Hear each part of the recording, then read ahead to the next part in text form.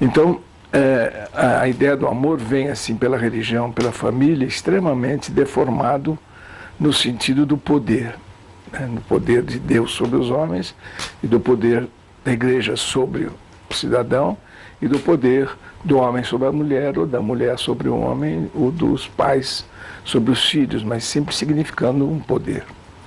E esse poder é utilizado também pelas famílias para o domínio. Isso é uma coisa que é importante a gente entender, que para você ser um bom pai, para você ser uma pessoa, uma boa mãe, você precisa saber usar o amor para convencer o outro à obediência, à submissão.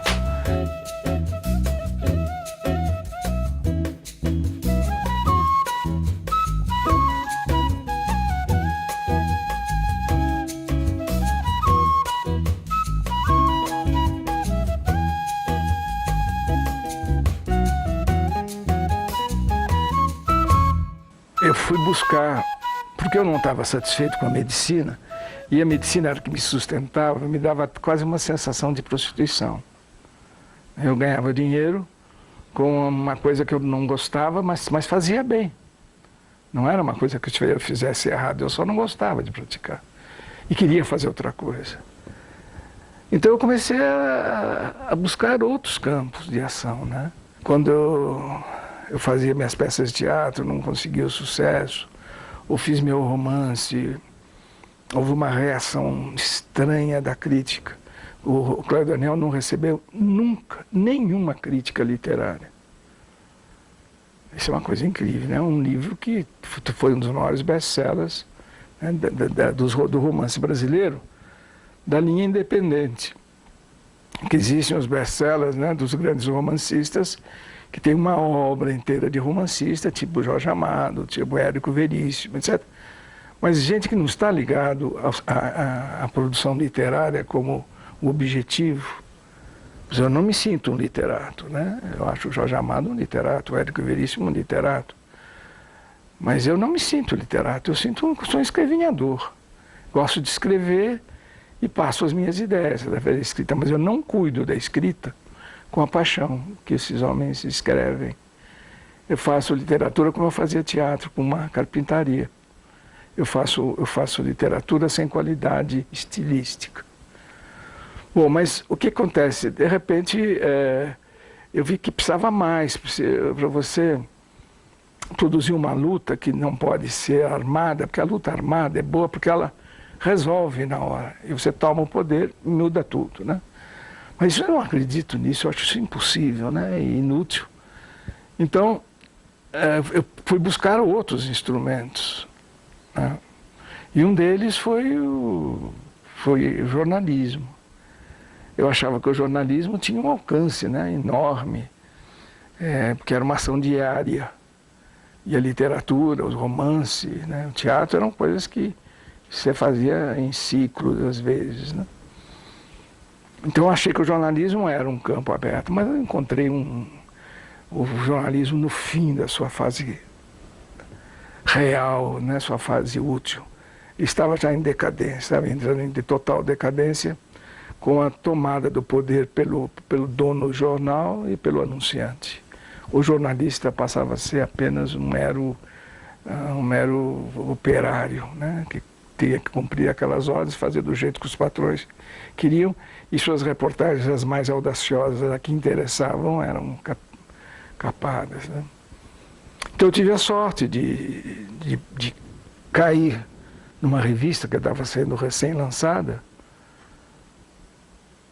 que chamava-se Realidade, pela editora Abril, e foi uma tremenda coincidência, que eu estava precisando de dinheiro, eu estava fazendo um outro trabalho naquele período da ditadura, sendo preso toda hora, não podendo contribuir com muita grana em casa.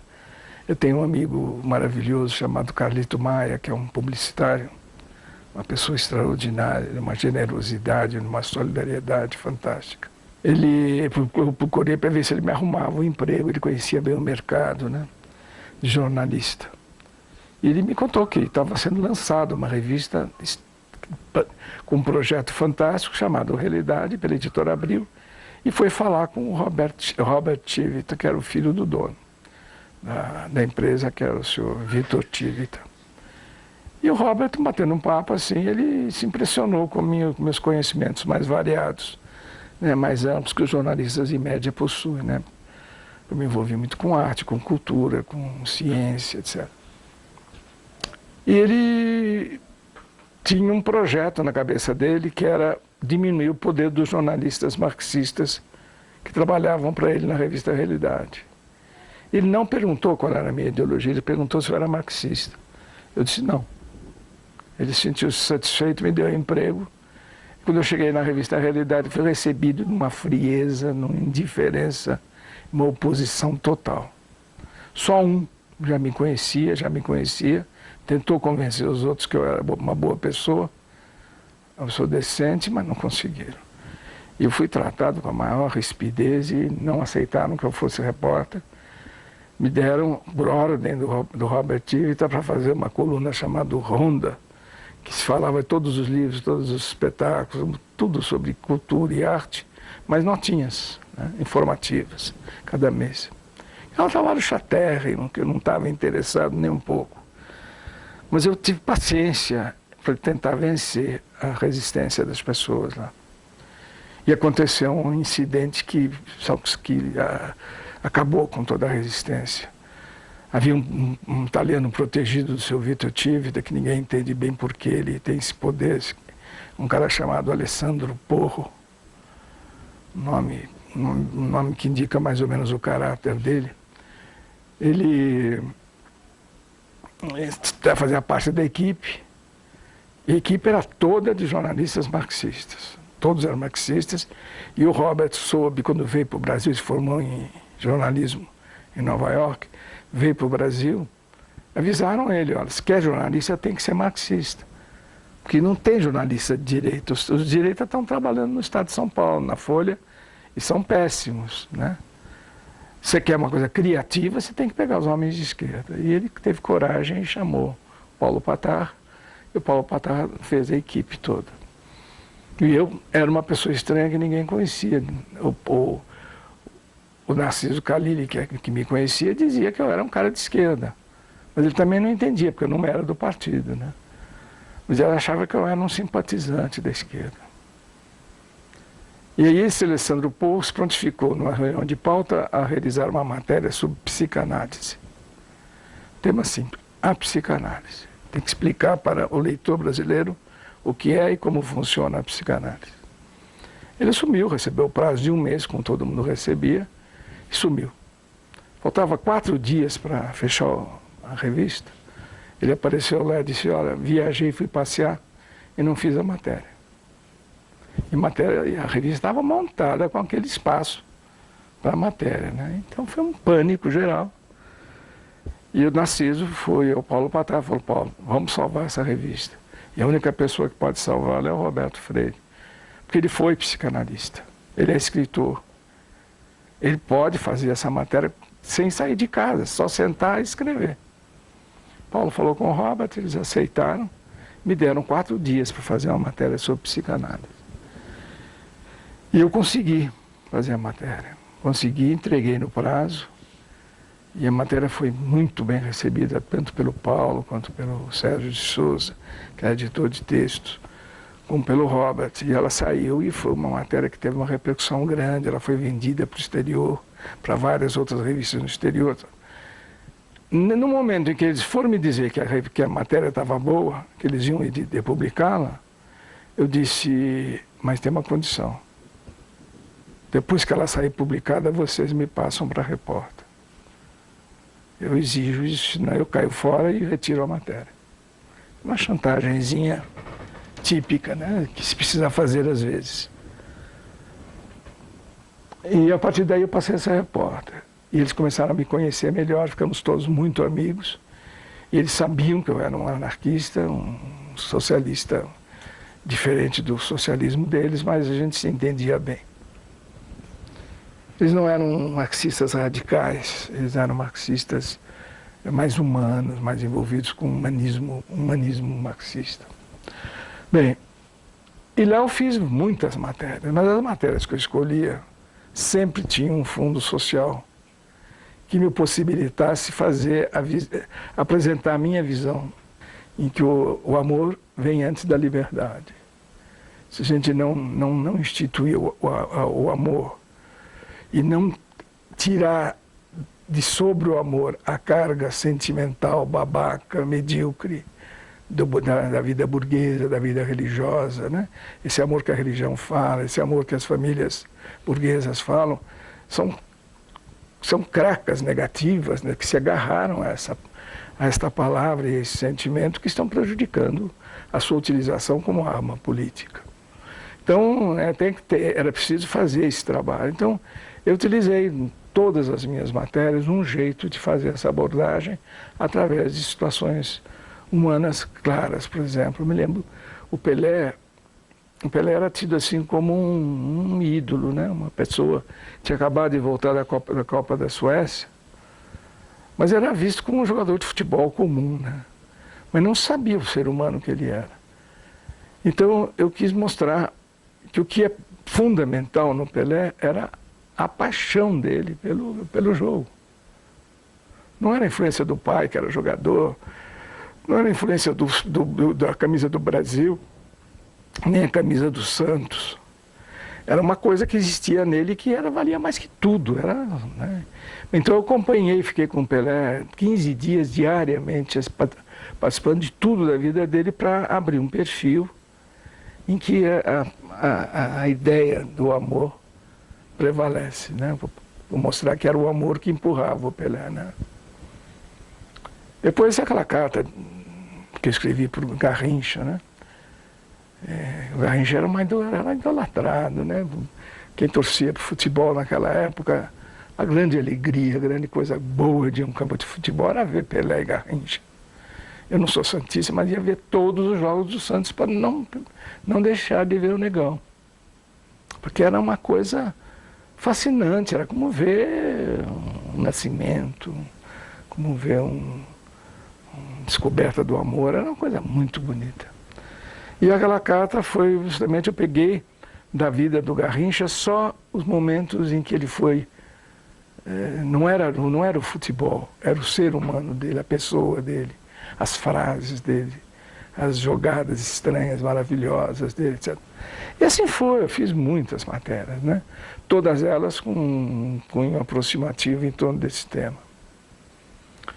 Depois fecharam, nós fomos todos demitidos, eu me demiti, os outros todos foram demitidos, acabou a experiência e eu vim fazendo jornalismo esporádico atualmente, mas eu vejo, como você observou, uma certa continuidade, né, na procura, tanto no teatro quanto no romance, e agora no jornalismo, o mesmo utilização como instrumento, não como fim.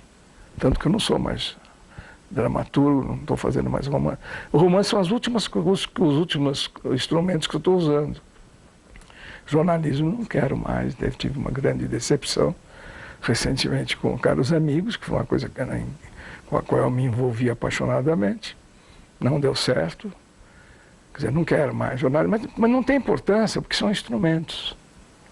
Você joga fora o instrumento, pega outro. Né? Arranja um outro e vai tocando a vida. A única coisa que eu me apego e me mantenho assim com grande paixão é a soma, mas reconhecendo os meus limites. Porque a soma, além da paixão, exige também uma doação de vida. E eu não tenho mais essa vida para doar. Ser um terapeuta é uma coisa que só quem pratica a soma sabe. Que é muito diferente das outras terapias. É uma doação de vida para ajudar as pessoas a descobrirem um jeito de valorizar o amor. Nós estamos demonstrando o amor que nós temos por eles, praticando a soma e ao mesmo tempo defendendo o nosso amor, né? E buscando uma sociedade mais amorosa, limpando a palavra amor, o sentido da palavra amor, né, o significado dela, da babaquice que se escreve, o que se pensa a respeito do amor. Então, a soma ainda é a minha última paixão. Mas é um instrumento também. porque eu acho que eu fiz minha vida, um percurso, usei o instrumento do teatro, usei o instrumento da pedagogia, o professor também, né? Usei o instrumento da ciência pura. Enfim, usando tudo que foi possível. O cinema também não deu muito certo. Eu odiei quando eu fiz, depois, agora recentemente eu vi de novo o filme e vi que tinha muito boa intenção e muitas boas realizações. Mas não era completo também, como não foi o teatro para mim. Eu acho que também não foi o romance. Meus romances últimos, por exemplo, eu escrevo com a mesma paixão, mas eles não têm a atenção da crítica e nem do público que eu gostaria que tivesse. Mas o mais importante, fazendo uma reavaliação de toda uma vida, como eu estou fazendo aqui com vocês, eu acho que se eu defendo a paixão e o amor como uma coisa fundamental, fica bem evidente para mim uma coisa que eu já afirmei muitas vezes, que é muito mais importante o ato criador do que a obra criada. Então, pode ser que sobre da minha vida, né, muito mais coisa que eu estou podendo avaliar quantitativamente, né, em termos de... tem escritores que têm muito mais sucesso, autores de teatro, não sei o quê, jornalistas e tal. E eu fiz uma opção de coisas com a aparência de que nenhuma delas atingiu a uma plenitude, né, a um sucesso, vamos dizer. Mas eu acho que não era bem o sucesso que eu estava procurando. Eu estava procurando tentar exprimir uma coisa que estava dentro de mim que eu não conhecia claramente. E não era para fazer sucesso, era para ser demonstrado.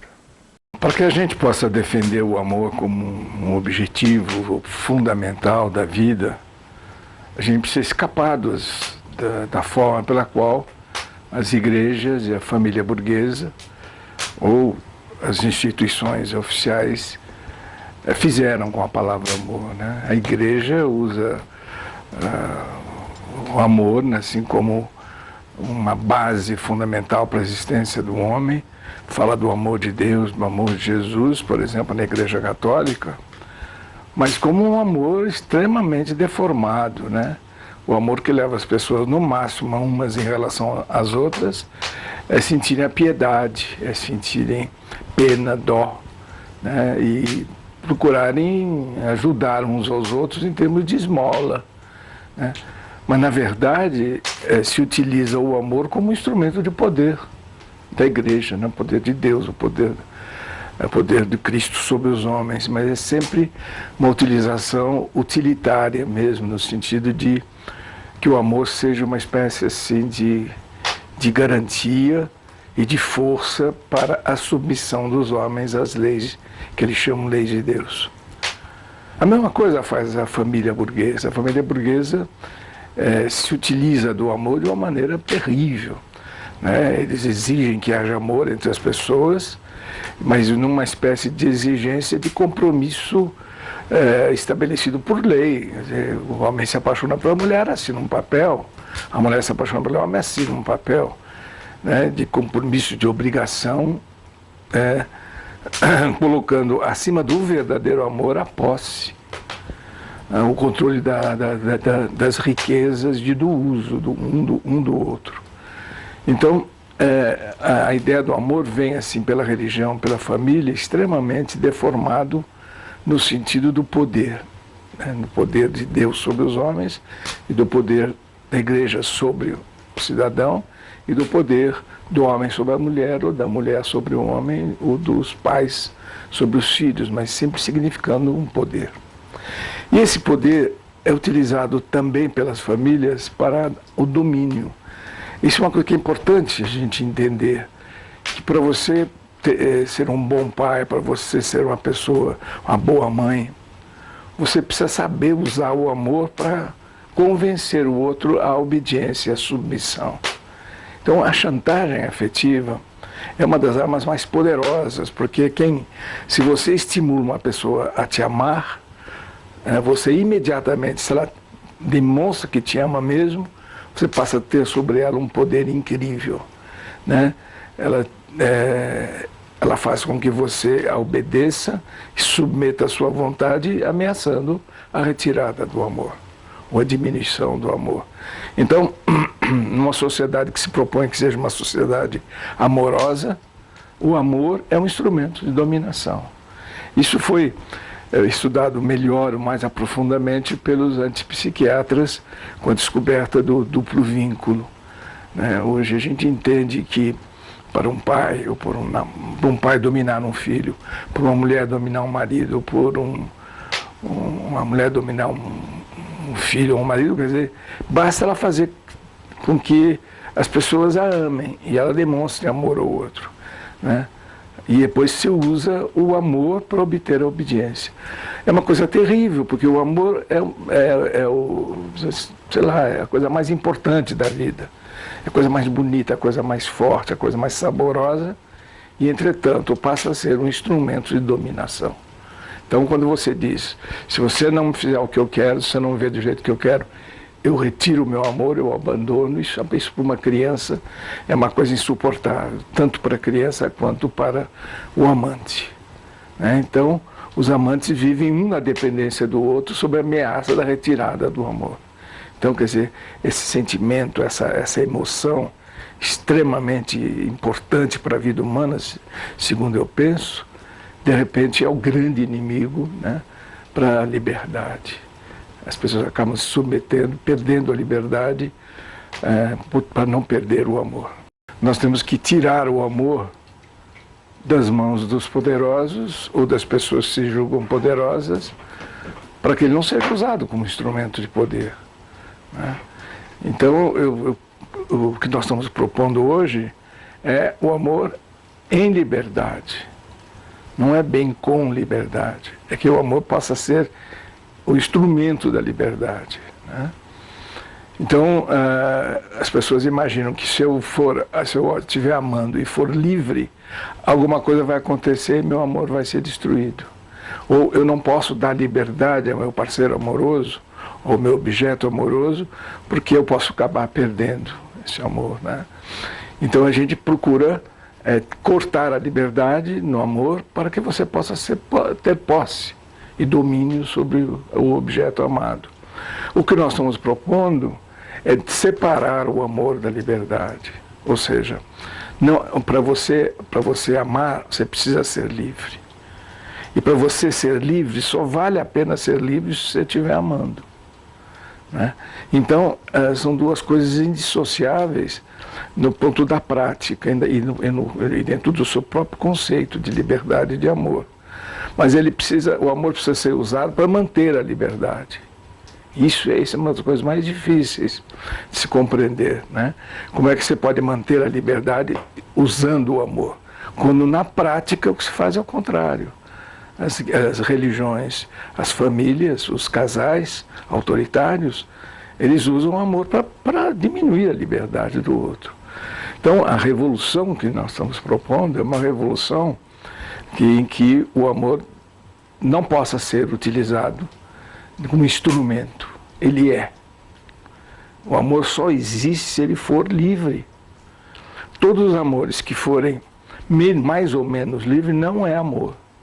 É um sentimento que não tem nome, que as pessoas têm vergonha de dizer que possui um amor, um meio amor, um quarto de amor, né, uma parcela de amor, quando não existe. Para mim, amor que não é completo, ele não é livre. Ele está sendo usado para dominação. Então, o grande esforço no sentido de produzir a liberdade nas pessoas é para que elas compreendam que essa liberdade depende de um amor inteiro. E um amor inteiro exige uma liberdade inteira. E essa sociedade, né, que nós estamos propondo é uma sociedade que ainda não existiu. Né, e que está caminhando cada vez mais na utilização tanto do amor para destruir a liberdade, quanto na redução da liberdade para impedir o amor. Claro que a gente quando fala de amor e liberdade, a gente sabe que tem muitas restrições, né, que nos impõem limites à liberdade e limites ao amor. Mas para isso nós estamos propondo soluções bem radicais. Por exemplo, como é que eu vou me exercitar para poder viver plenamente o meu amor? Primeiro, eu preciso admitir que não posso viver se não estiver amando. Não quero viver se não estiver amando. Eu não vejo nenhuma possibilidade para mim, se eu pudesse refazer minha vida, eu seria uma exigência total em relação ao amor, como eu fui em relação à liberdade. Eu consegui me manter livre a vida inteira, lutando intensamente pela minha liberdade. Mas a luta pela manutenção do amor foi muito mais difícil. Porque as sociedades autoritárias, as pessoas autoritárias, elas restringem a liberdade para matar o amor. Ou matam o amor, diminuem o amor para diminuir a liberdade. Então o que eu proponho, né, para que se possa ser mais livre, né, e para se amar mais? Primeiro é admitir que o prazer é o indicador único biológico nas espécies todas de definição de que a vida está bem.